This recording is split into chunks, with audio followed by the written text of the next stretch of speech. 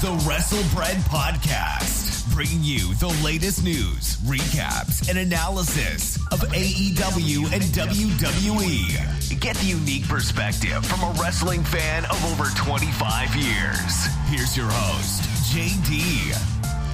What's going on, guys? This is Jaydee here, and this is episode 55 of the WrestleBread Podcast. So once again, I was gone for another week.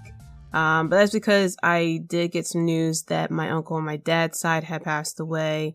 That coupled with everything that was going on, I just didn't have the time or the mentality to really put out an episode. The funeral was this past Friday, and it's very impersonal now, the way that funerals is going. They were only letting in 2 people at a time for the viewing. Only 10 people could be at the funeral, so I couldn't be at the funeral. They went to the burial, and then they had a repast outside. Everyone was distancing themselves and everything. So it's just now the times that we are in. It's like little things you don't really think about that, you know, when you're grieving for someone that you have lost, you still can't. Like, I didn't hug any of my family members, you know.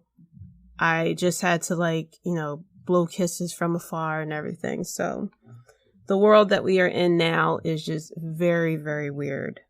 But for the past 2 weeks since the last episode, a lot has happened. First of all, thoughts and prayers go out to the family of Shad Gaspard, who had passed away last week. Going out, you know, showing how much he loved his son. Of course, I'm sure everyone knows, but just to recap, Shad and his son was at Venice Beach over last weekend. They got caught in a riptide, which is one of my worst fears whenever I go to the shore. The lifeguards came out to rescue Shad, and Shad actually told them to rescue his son first, which they did, and they rescued his son successfully. And while they were rescuing his son, Shad got pulled under by a wave. And he wasn't seen for about, I think it was 3 days, until his body was found. I could only imagine how his son is feeling, how his wife is feeling, that we lost someone who made the ultimate sacrifice for his kid. Us parents, we always say that, you know, we're willing to do anything for our kids. We're willing to give up our lives for them. And Shad definitely showed that, in his last moments. So thoughts and prayers definitely go out to the family. We also had an episode of Dark Side of the Ring that featured Owen Hart. Now, I didn't see that episode yet because with everything going on, I didn't want to cry my eyes out off of it. I heard it was a pretty good episode, so I plan to check it out maybe this upcoming weekend. There were also the Undertaker Last Ride. I did watch last week's episode. I didn't get a chance to watch the episode that played this past Sunday. And my thoughts on it is, you know, it's really good to kind of see Mark Calloway. We always, you know, watch The Undertaker, The Dead Man, Biker Undertaker, American Badass, all the different versions of him. And we never really got a chance to get to know the guy behind the hat and the, you know, eyes rolling the back of the head.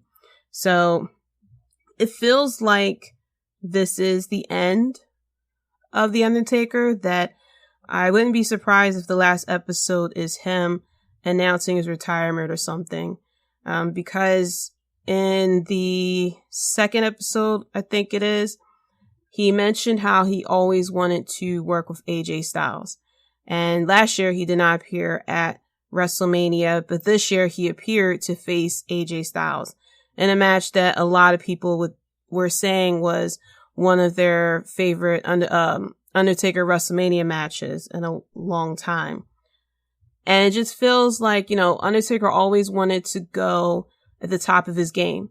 And as we saw in the first and second episodes, that WrestleMania 33, where he went against Roman Reigns, was actually supposed to be his last one. He was actually retiring, which is why he put the hat and the coat and gloves in the middle of the ring. And after he watched it back, he realized he didn't want to go out like that. He wanted to pretty much go out on top, go out, you know, looking good and everything. he came back. And so it was just him constantly coming back, trying to, prove that he can still do it. He can still make it out in the ring. And so it just feels like with this past WrestleMania, with him having such a good match against AJ Styles and him facing the person that he wanted to face, 3 years ago, that it just probably would feel right for him to retire. Maybe he'll come back at Survivor Series, because Survivor Series will mark 30 years in the company. So maybe it'll be at that point. But I would definitely, the selfish part of me, do not want him to retire, because The Undertaker was one of my all-time favorites. He's the person that definitely has kept me going and kept me interested in wrestling this whole time. So with him retiring, it's kind of like, a chapter that's being closed off of me watching wrestling for almost 28 years now. And it'll be sad for him to go. But of course, he can't wrestle forever. He will eventually have to step away from the ring. And it's all a matter of how, when, and if he is satisfied with it. So I feels like this is just the road to him announcing his retirement. I would love to meet the guy in person to thank him for everything he's done. I believe I mentioned this story before, but he literally saved my life. I mean, it was a time period when in my teenage years, where I was battling depression pretty badly, to the point I had suicidal thoughts. And I had this VHS tape. For those who do not know what a VHS tape is, you can Google it. But I had a VH tape of The Undertaker's best matches, and it was called The Undertaker, He Buries Them All. And on there was the Undertaker versus Undertaker match. And it was also a match between him and Yokozuna that I also watched too. There was one versus him and Kama. And I forgot who else. I think Jerry the King Lawler. It was like a total of 5 or 6 matches on that VHS tape. And I had the suicidal thoughts, and then I saw the VH tape, and then I decided to watch it. And I would watch The Undertaker versus Undertaker a lot. Whenever I had, started feeling depressed and I started to go down that slope, I'll just pop in that VHS tape and I'll watch The Undertaker versus The Undertaker match, which is why you would hear me say that it's one of my favorite matches. And I watched that match so much that I knew word for word what the commentary would say. That's how many times I watched it. So I just want, one of my goals in life is to be able to meet him, say my story, and to just definitely thank him for everything. 'Cause this man put his body literally on the line for us. I mean, watching the documentary, hearing how many surgeries he went through, seeing that he can't straighten his fingers, he was concussed at WrestleMania 30. It's just like so much this man has given just for us to be entertained.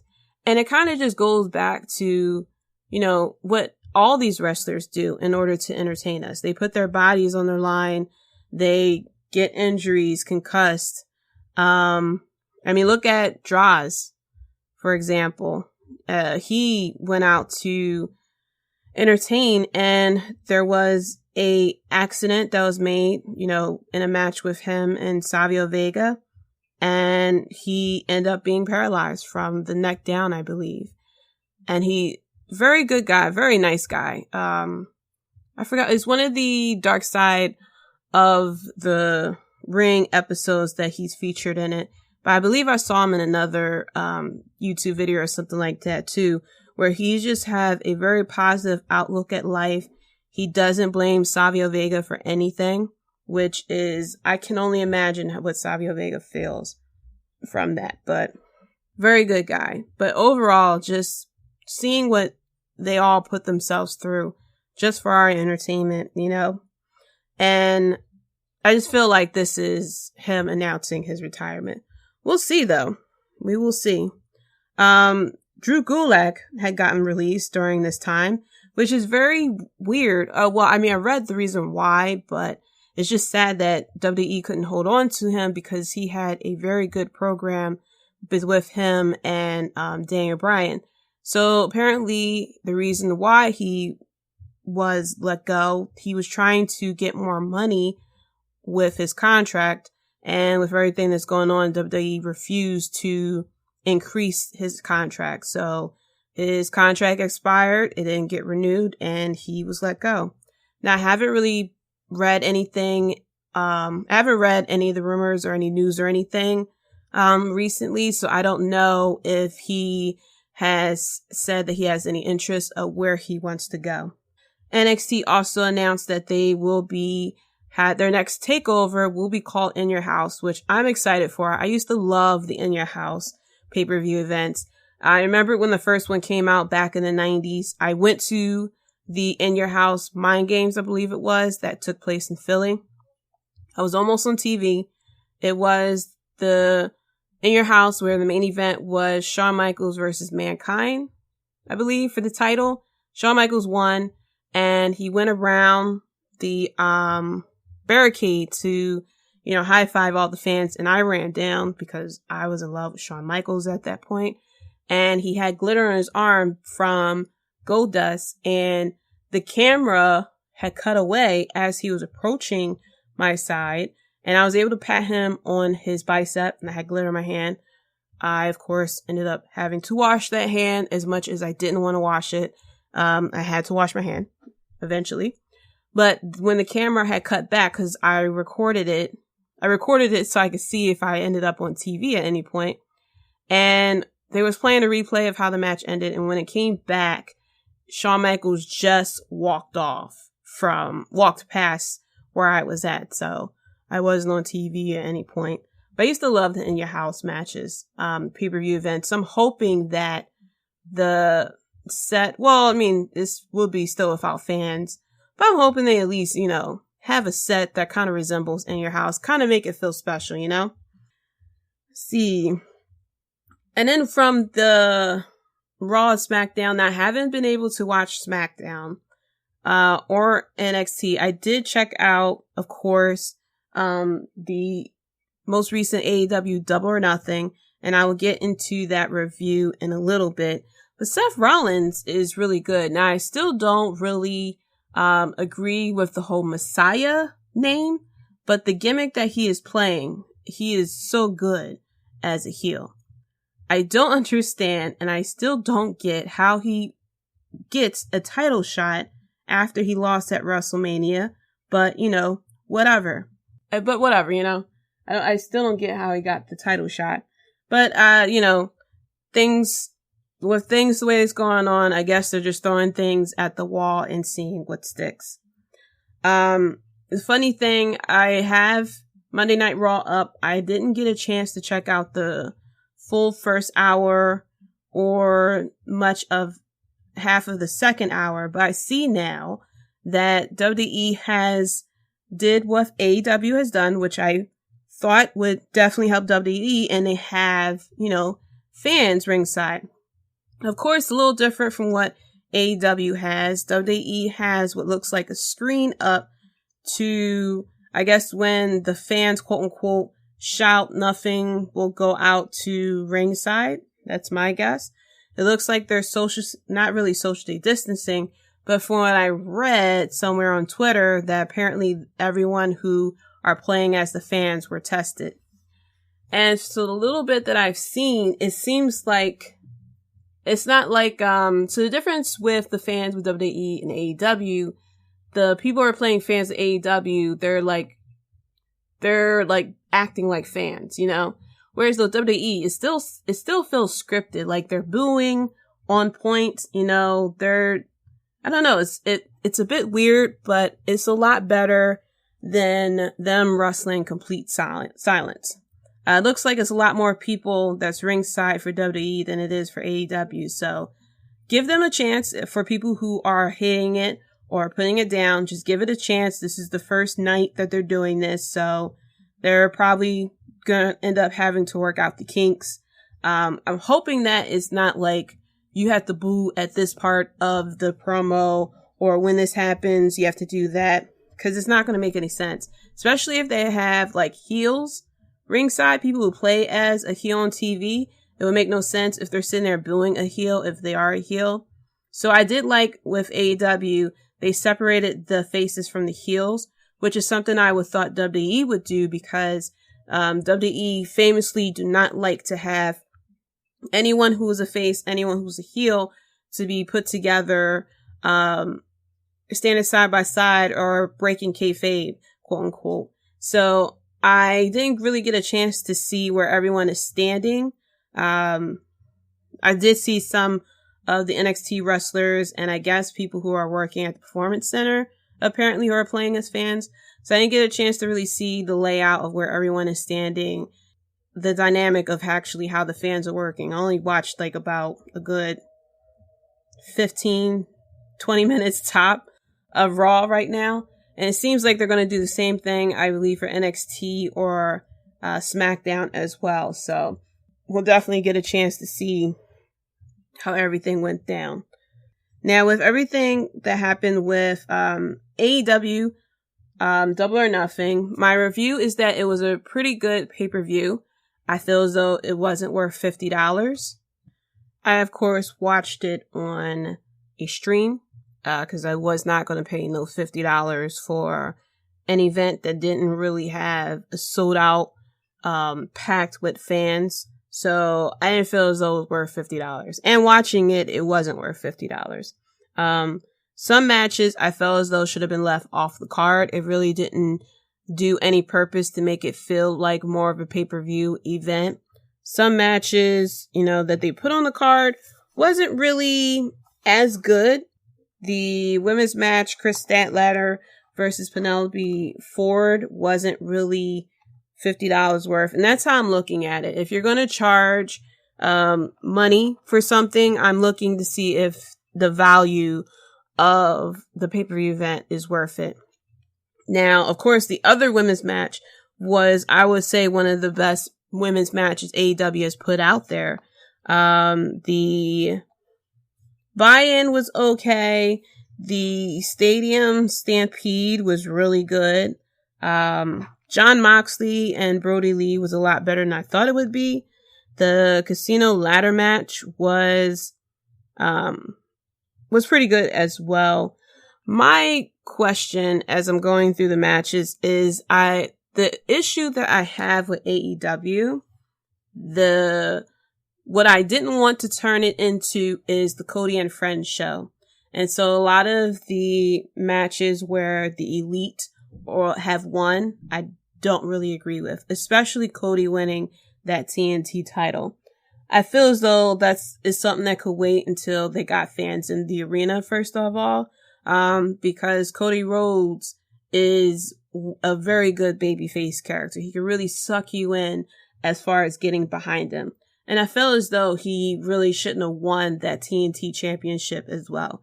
A lot of people was, putting down the way it looks. I could have sworn I heard they said that the design is incomplete.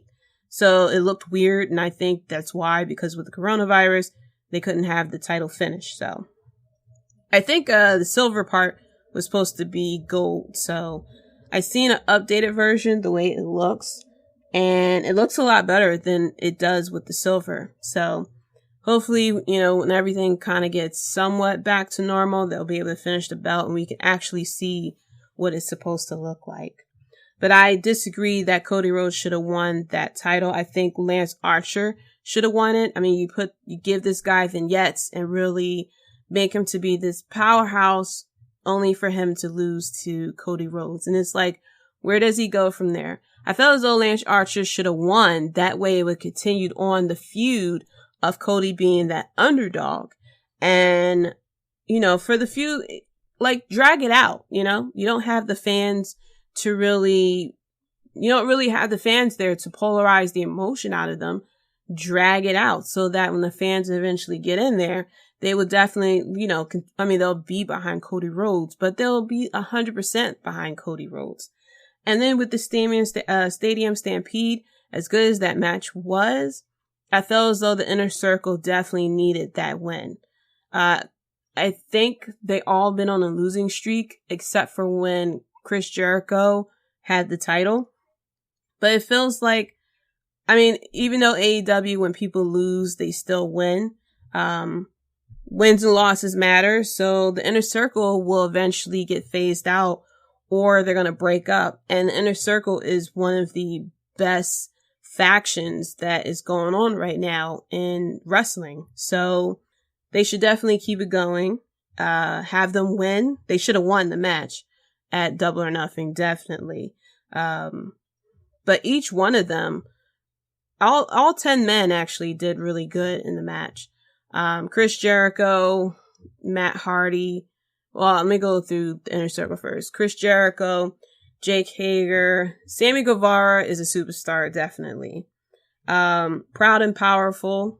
Then we have the Elite, the Young Bucks, Kenny Omega, Hangman Page, and Broken Matt Hardy. They all did well individually and for all the segments that was going on with the Stadium Stampede. Ooh, that's a tongue twister. So let me go through each match. I kind of went overview of the things I liked and disliked of the pay-per-view event, but let me go through each match individually. But before I do, one more thing that I have to say about the fans that were at WWE. I noticed, as I'm watching, that none of them are sitting down. I'm guessing that the barricade that they're standing in front of is too high for them to actually sit. I get that you want us to see actually who's in the crowd, because there were a lot of shots of the wrestlers and the staff who were in the crowd, but it really felt like whenever WWE pre-tapes either Raw or SmackDown, they like to pipe in crowd sound, and that's what it kind of reminded me of. Like I said, very scripted. It does, if you see how spaced out they are, it kind of reminded me of the crowd from WWE 2K. That randomly popped up in my head because they were all like spaced out and just doing like they weren't like organic, I guess I should say.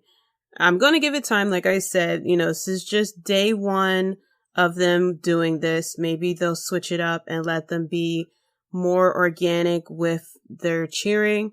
Cause there'll be some people who would cheer for the heel because they are a heel themselves, or, cheer for the face because they are a face themselves, but not all in unison, boo at the same time. Not really whenever there's fans, you hear booing, but you hear yelling, you hear screaming, you hear stuff like that. So, I'm going to give it another chance. But going into AEW Double or Nothing, we start off with the buy-in of the Best Friends versus Private Party. And I haven't really been watching Dynamite as frequently as I was, but I believe that Private Party hasn't been on AEW Dynamite in a while. So this match was good. It's not as good as their matches could have been. There were a few moments during the match where there was a bit of disconnection.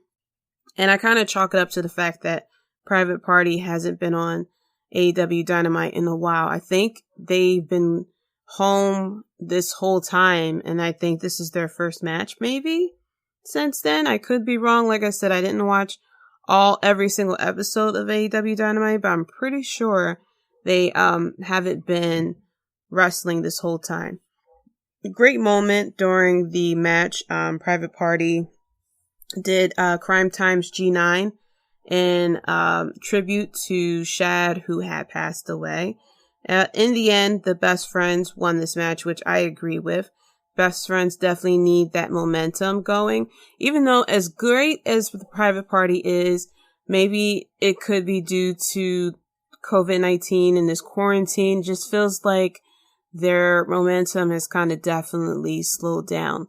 I'm hoping that it'll pick back up once things start getting back to normal, where, we see them on TV more, and we could definitely see the rust will kind of wear off as well too.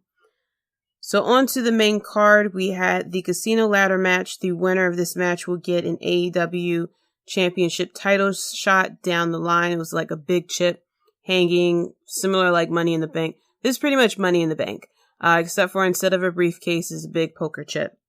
And so but the difference is, the competitors, we start off one and two, and then it's every 2 minutes, I believe, the next competitor come out.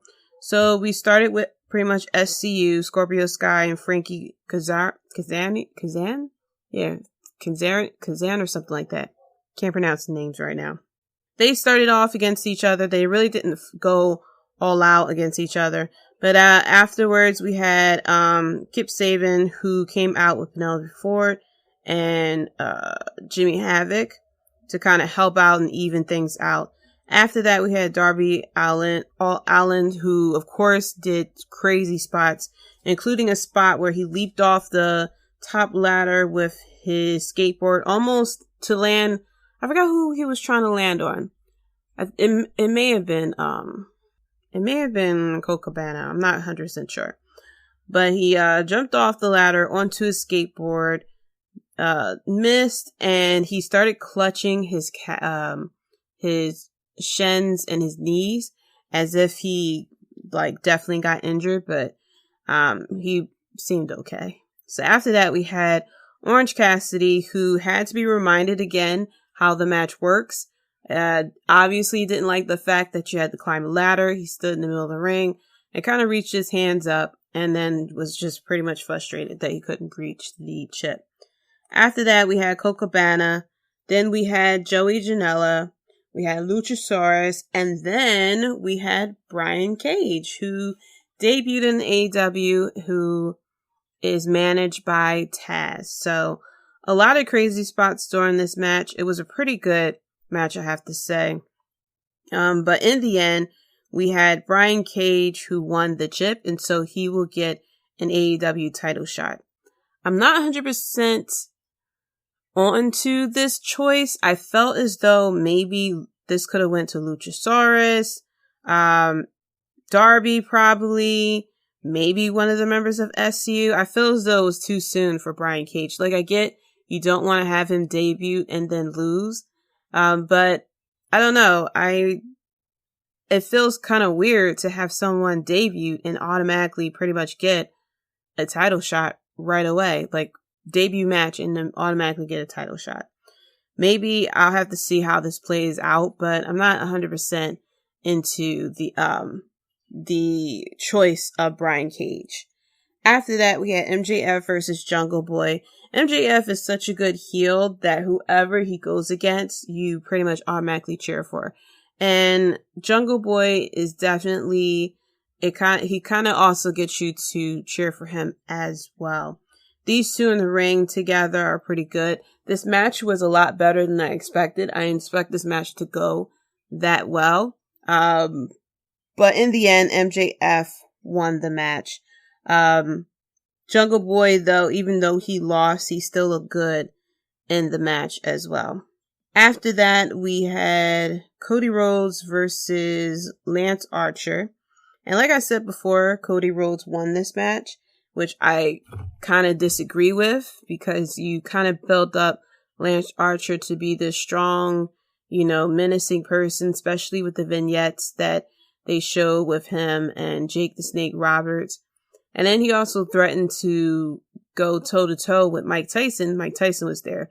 And his reactions were pretty funny. I'm pretty sure AEW is slapping themselves in the face for the fact that they cut the camera to Mike Tyson and Mike Tyson was sitting ringside yawning. Of all the things for you to do.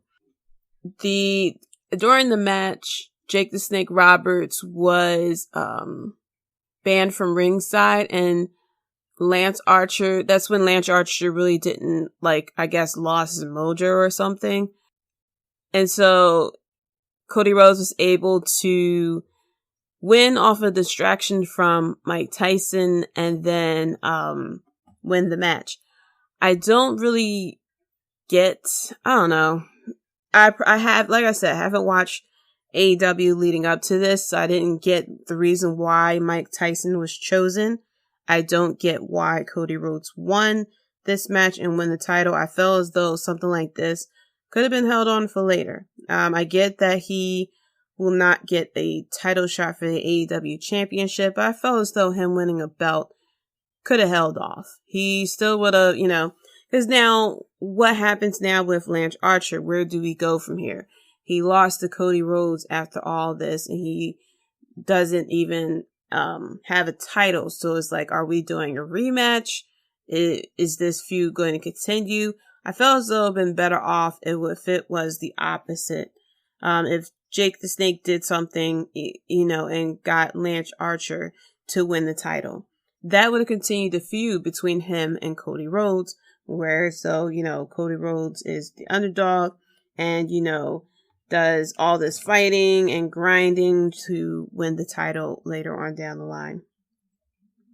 I don't know what they're going to do as far as the booking with Cody Rhodes as the TNT Championship, but maybe they have something better in mind than I do, but I highly doubt it. After that, we had Chris Statlander versus Penelope Ford. This match, like I had said earlier, could have definitely been on Dynamite. This isn't a match that I would say is worth paying $50 for during a pay-per-view event. This could have been saved, especially the fact this match wasn't even that long. I love Penelope Ford, my Philly girl, but sorry, this match should have been for Dynamite. And then after that, we had Dustin versus Shawn Spears. Shawn Spears coming out in a suit. Apparently, Dustin got hurt and wasn't expected to show up. Shawn Spears did the old heel tactic move where he had the ref count to 10. And then Dustin showed up behind him, attacks him, strips off his clothes to the point that he only had on underwear and the church socks.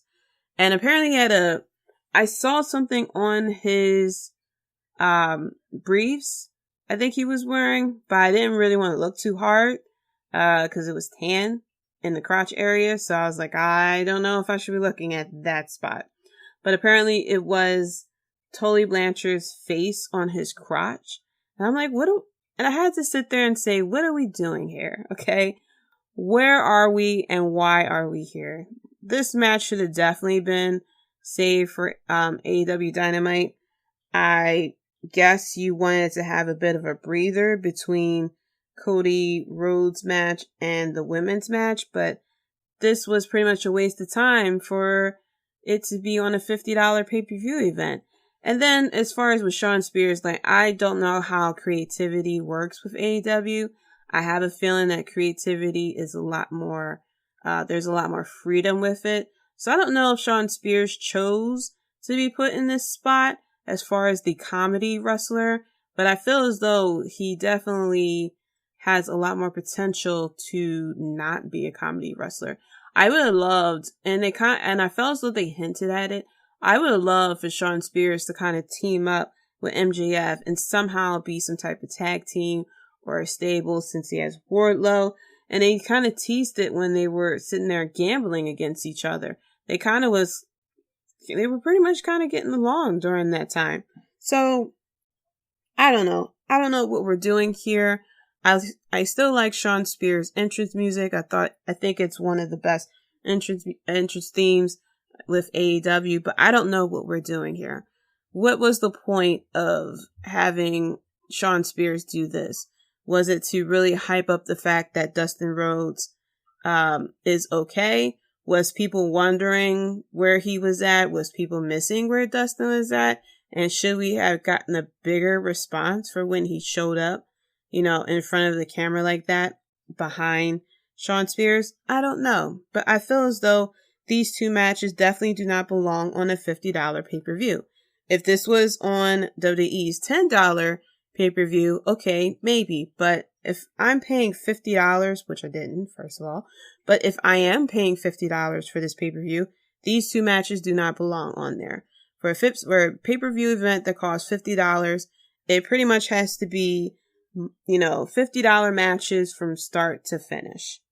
And the fact that we have two matches back to back, is kind of why my attention kind of drifted away from it, because these two matches isn't worth putting on a $50 pay-per-view. So after that, we had Nyla Rose versus Hikaru Shida. I think I said that correctly this time. This was a no disqualification, no count out match. And that type of stipulation worked perfectly in Shida's advantage. She eventually uses the kendo stick. This was a pretty hard-hitting matchup, and it ended with Shida actually winning the title. And I felt as though this was going to happen sooner or later, but I was a bit shocked that they took the title off of Nyla Rose, but it was so much more that they could have done with Nyla Rose. This was a great moment for Shida to win the title, and I'm pretty sure the women's division will be a lot better. Now, this match between these two women has to be one of the best women's matches that AEW have put out so far. Their women's division hasn't really been that good, and it just always felt like the women's division either just don't have enough time or the wrestlers don't have enough trust with each other. But every time they wrestle, it just feels like there's something lacking. There's like a disconnect. You're not like pulled into the match. So hopefully with Shida on top and defending her title, it'll be a lot better. She will have a better title reign and title defense than Riku would, because Riku, who was a big fan favorite, won the title and then pretty much disappeared off of TV. So hopefully with Shida having the title, we'll definitely see her a lot more on TV, kind of to put the women's division on her back, literally, to help improve it with AEW, because it's not working for me. So after that, we had Jon Moxley versus Mr. Brody Lee.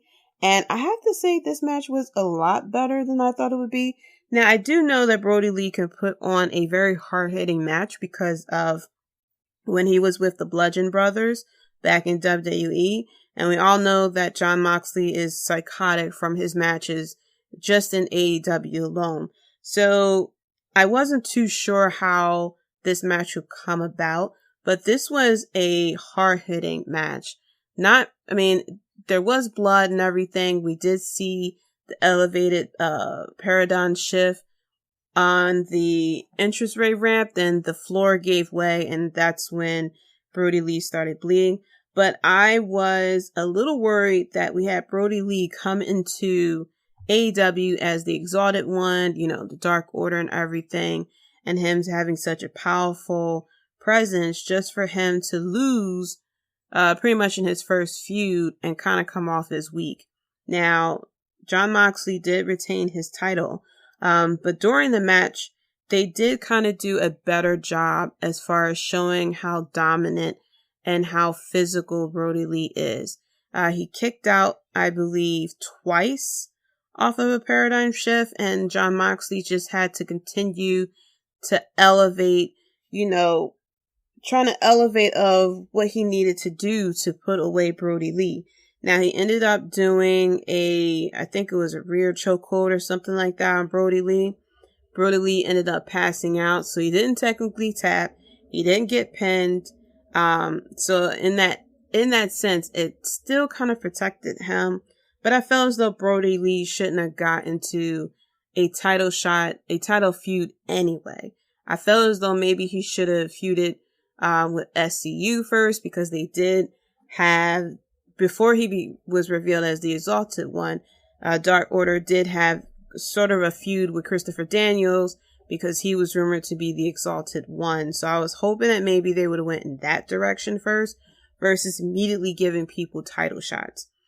I have to continue. I'm going to continue watching, but I'm hoping that's not the pattern that AEW is trying to do of having someone debut and then immediately get a title shot. Because all that's going to do is either kill the momentum of this new hire, or it's going to cheapen the title reign of your champion. So, Jon Moxley retaining, makes sense. But I feel as though Brody Lee should have came in and feuded with someone else. And then we come to the main event, which is one of the craziest matches I've seen, the Stadium Stampede. This match went on for almost 40 minutes. It was a lot of fun, a lot of different segments. Like I said, all 10 men definitely had their moment to shine. I still feel as though the Inner Circle should have won. Sammy Guevara is awesome with the spots of running away from Hangman Page on a horse, which we all knew was eventually coming, of him riding in on a horse. And then him getting attacked by the sprinklers, thinking he won. Jake Hager taking those bottle shots to the head.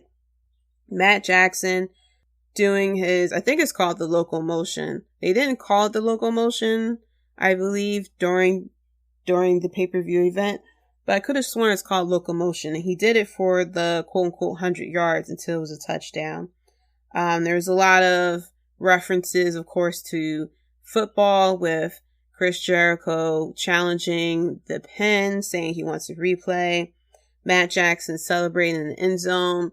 And then Rick Knox giving him a penalty for unsportsmanlike conduct, and Matt Jackson giving Rick Knox the super kick. And then there was the multiple Hardys. There were some people who felt as though the spot with a pool was a bit rough, because they, first of all, I think it was Ortiz who mentioned that he can't swim. They got into the pool and they tried to drown Matt Hardy, but every time Matt Hardy got up, it was a different reincarnation of Matt Hardy. And then after the third time they had him in the pool, Matt Hardy was floating in the water as if he was dead. So my mind immediately went to Shad's death, just like during WrestleMania where we had Randy Orton versus Edge, that spot in the gym where he put the weight rope around Edge's neck. Your mind immediately goes to Chris Benoit, which I believe the Chris Benoit episode of Dark Side of the Ring was just released around that time, if I'm not mistaken. So your mind immediately went to there. So my mind immediately went to Shad when I saw that image of Matt Hardy kind of floating there. I don't know why I don't know. I know why he float there, so that we had the spot of Santana and Ortiz coming out of the pool and then getting pulled back in. But I don't know. I'm a bit split on how to feel about that spot.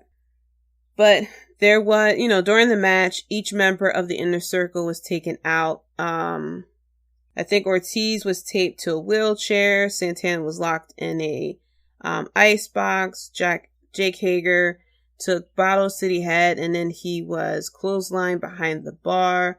Chris Jericho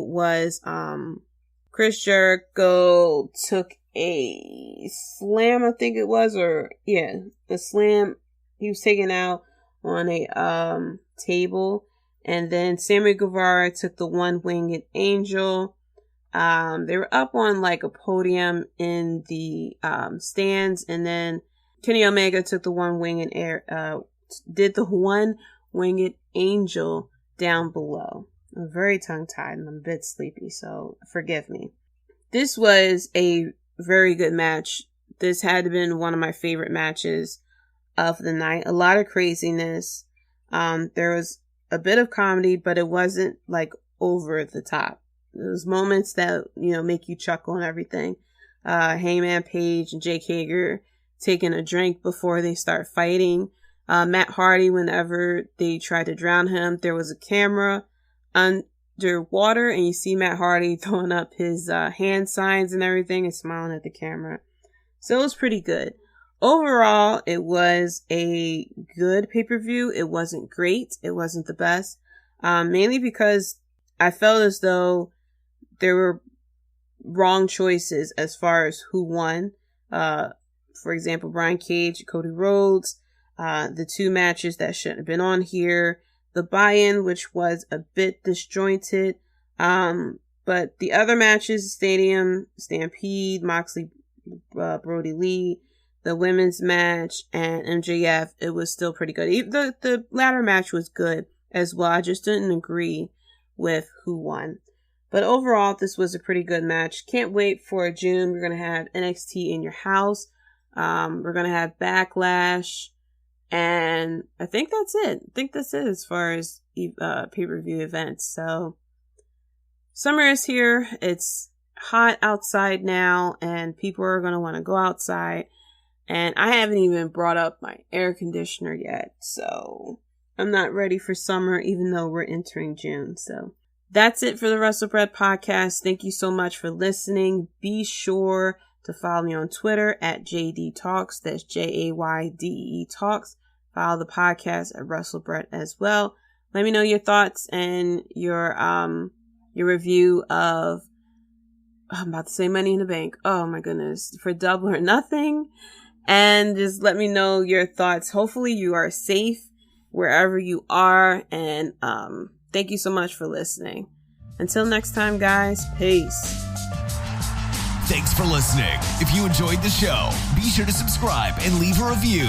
Check us out at WrestleBread.com and subscribe to WrestleBread on YouTube for more breaking news and JD's opinions.